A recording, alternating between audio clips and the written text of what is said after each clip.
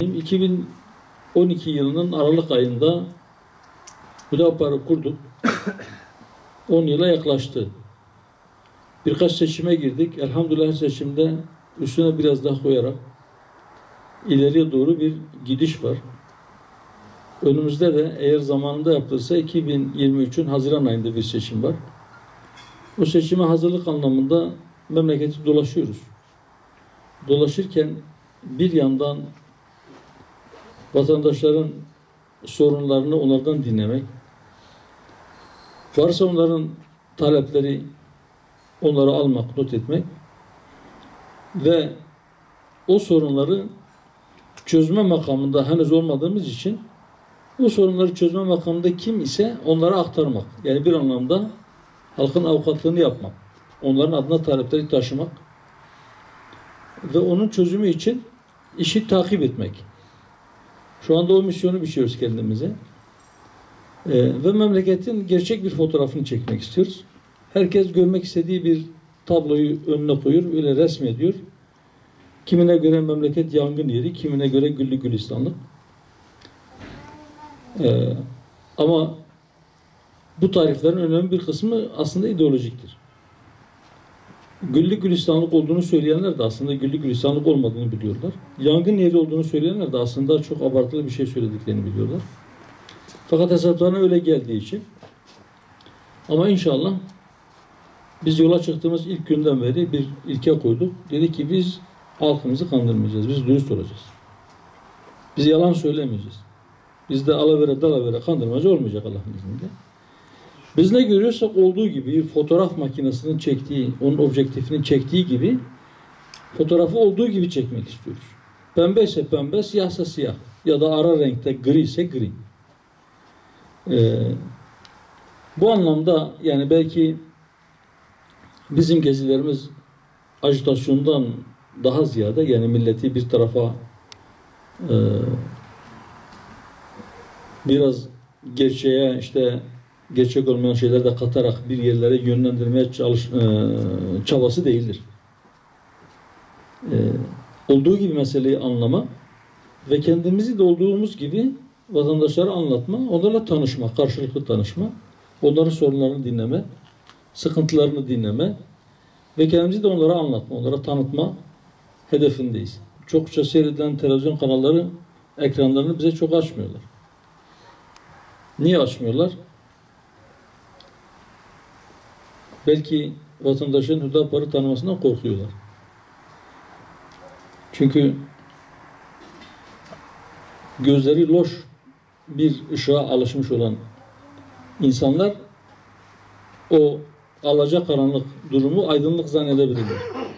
Ama gün ışığına çıktıklarında o artık belki loş ışık onları kesmez. Aydınlığın ne olduğunu görürler. Belki o yüzden Hüdapar'ın çok tanınmasını istemiyorlar. Ama Allah'ın izniyle biz hak bildiğimizi, doğru bildiğimizi yılmadan, bıkmadan, usanmadan, çekinmeden dile getirmeye devam edeceğiz. İnşallah memleketin aydınlığa çıktığını hep birlikte göreceğiz. O günleri Rabbim yakın etsin inşallah. Her şeyden önce bizim siyasetin tarifine dair bizim söylediğimiz bir şey var. Şu anda memlekette genel geçer bir siyaset algısı var. Nedir o? Özellikle muhalefet partileri iktidarın yaptığı doğrulara da muhalefet etmeyi siyaset olarak düşünüyorlar. Ve onların tabanları ya da milletin genel bir kısmı da bunu tabii karşılıyor. Mesela bizim muhalefet anlayışımız öyle değil. Biz diyoruz ki doğru kimden gelirse gelsin biz doğruya sahip çıkarız. Yanlışı da kim yaparsa yapsın biz o yanlışa karşı çıkarız. Doğruya sahip, yanlışa karşı. Hayra motor, şerre fren. Mesela bizim siyaset anlayışımız budur. Türkiye'de nüfusun %20'si gelirin yarısını alıyor. %80 diğer yarısını alıyor. Ama o %80 vergi yükünü taşıyor. O %80 vergi yükünün neredeyse tamamını sırtına almış. %20 gelirin yarısını almasına rağmen %20 bile vergi vermiyor. Böyle bir sistem var. Biz bu sistemin değişmesi gerektiğini söylüyoruz. Şükretmeyi unuttuk. Korkum o ki Allah-u Teala bu şükürsüzlükten dolayı üzerimizdeki nimetini çekip alsın. Allah muhafaza etsin. Bir şey daha. Eğer biz aramızdaki yetimlere, yoksullara, düşkünlere merhamet etmezsek Allah'ın merhameti de bizden uzaklaşır. Bunların üstüne bir de hükümetin uyguladığı yanlış ekonomi politikaları, devlet organlarının veya kamu kurumlarının yaptığı israfı ve yolsuzlukları üzerine koyun. Başka bir tablo çıkmaz buradan. Hadi bir şey daha ilave edelim. Şimdi hükümet diyor ki stokçular, fırsatçılar. Yok mu stokçu, fırsatçı? Var. Biraz önce söyledim. Eğer siz insanlarınıza eğitim verirken gençlerinize, çocuklarınıza yükselen değer zenginliktir. Kardeşim para kazanın, çok para kazanın. Çok para kazanmak için türlü yollar vardır. O da eline fırsat geçince çok para kazanmak için fiyatları katlar. Niye şikayet ediyoruz ki? Ne oluyor? Birileri çok para kazanırken birileri ay sonunu getiremiyor. Tencere boş kaynadığı zaman ya da tenceredeki aş miktarı azaldığı zaman insanlar artık bazı şeyleri görmez olur. Eğer maneviyatı da siz kendi elinizle zayıflatmışsanız o zaman şikayet etmeye hakkınız yok. Bunların çözümü yok mu? Çözümü var. Kolaydır, basittir. Çok zor değil. Ama önce insanı düzeltmek lazım. Ve idarenin neyi önceleyeceği meselesi var. Biz 2 yıldır bu pandemi başladıktan bu yana bu konudaki uyarılarımızı arttırdık. Dedi ki bakın gıda çok stratejik bir sektör. Siz uçak bile yapsanız, siz işte bir sürü savaş gemisi yapsanız, siz yerin altına bir sürü altın çıkarsanız, siz çok işte katma değeri yüksek veya işte yüksek teknoloji ürünler de yetiştirirseniz ama eğer siz gıda konusunda geriye giderseniz, kendinize yetecek kadar gıdanız yoksa bir gün birileri sizi açlıkla imtihan eder. Sizi açlıkla terbiye etmeye kalkar. Gıda sektörü stratejiktir. Gıdaya önem verin. Çiftçi bir karış toprağını boş bırakmasın. Ama ekmeğe de korkmasın. Toprağını eksin ve toprağını eken çiftçi zarar etmeyeceğini bilsin. Şimdilerde hükümet çağrılarda bulunuyor. Farklı makamlardaki yetkililer, çiftçiler diyor ki bütün toprağınızı ekin. Sakın toprağınızı boş bırakmayın. Tamam da şimdi yatla denizde tatile giden kişi yatın mazotuna ödeme vermiyor. Ama çiftçi tarlasında kullandığı mazota ödeme veriyor. Daha pahalı yani. Çiftçinin rahatlatılması lazım.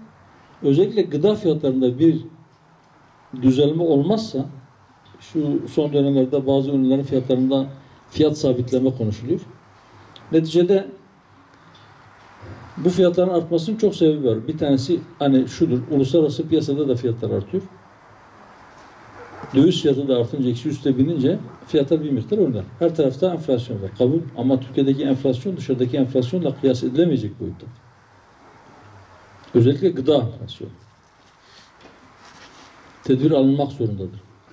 Eğer siz fiyatları aşağıya çekemiyorsanız o zaman siz gelirleri yukarıya çıkarmak zorundasınız. Bunun başka yolu yok. Asgari ücret açlık sınırının bir tık üstüne çıktı. Daha Ocak ayının ortası gelmeden ayın 15'inde maaş alanlar için daha o maaşları almadan neredeyse tekrar açlık sınırının altına düşecekti. Sonra düştü. Şimdi asgari ücrete %50 zam mıydı? Ama şu anda enflasyon ne kadar yıllık? %60'ın üzerinde. Bu asgari ücreti bir daha artırmak için bir sene beklemeyin diyoruz. Geçişinde hükümet onu da konuşmaya başladı. Biz gerekirse yeniden bir düzenleme yaparız. Çalışma Bakanı bir öyle bir böyle söylüyor. Şu anda gündemimizde yok diyor. Sonra gerekirse yaparız diyor. Sonra bir daha şu anda biz onu konuşmuyoruz, tartışmıyoruz diyor. Ama diyoruz ki Haziran ayını da beklememize gerekiyor. Bunu yaparken Mesela işverene de fazla yük binmesin diye. Çünkü birileri eğer çok yük binerse belki bazı işlerini çıkarmak zorunda kalacak. Reel sektör de zor durumda. Üreten adam. Kim zor durumda değil? Kim kazanıyor? Finans sektörü dedikleri şey. Ne demek finans sektörü? Hiçbir şey üretmeyen, para satan. Para satılır mı? Satılmaz. Ama satılıyor. Karşılığında faiz alınıyor. Biz hepimiz çalışıyoruz faizcilere. Onları sen veriyor, biz aç kalıyoruz. Hazreti Ali, Allah ondan razı olsun, radıyallahu anh diyor ki, dünyanın bir köşesinde bir lokma ekmeğe muhtaç birisi varsa başka bir köşede mutlaka fazladan yiyen ya da stoklayan birisi vardır. Ya da başka bir sözünde diyor ki, fakirlerin ihtiyacı zenginlerin israfı kadardır. Bunların önüne geçilerek durum düzeltilebilir.